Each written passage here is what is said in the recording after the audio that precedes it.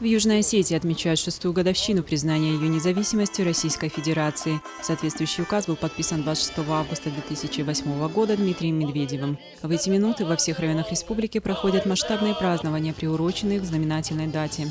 Сегодня они начались с театрализованного шествия к перекрестку улиц Героев Исаака Харебова. По этим улицам маршем благодарных прошли жители юго-остинской столицы, пережившие ужасы войны.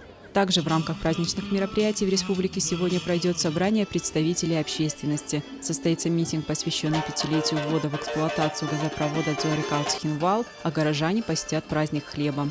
Кульминацией дня станет концерт на городском стадионе с участием артистов цирка на Цветном бульваре и звезд российской эстрады. Завершится мероприятие грандиозным фейерверком. Сегодня день признания независимости Республики Южная Осетия со стороны Российской Федерации.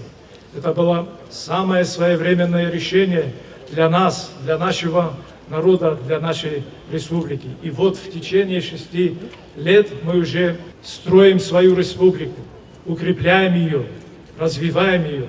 И свидетельством этого развития является то, что сегодня республика занимается реализацией инвестиционной программы на 2014 год. И вы все знаете, что такая же инвестиционная программа, но уже на 3 года, начиная с 15 по 17, будет реализоваться здесь, на территории Республики Южная Осетия, с помощью Великой России.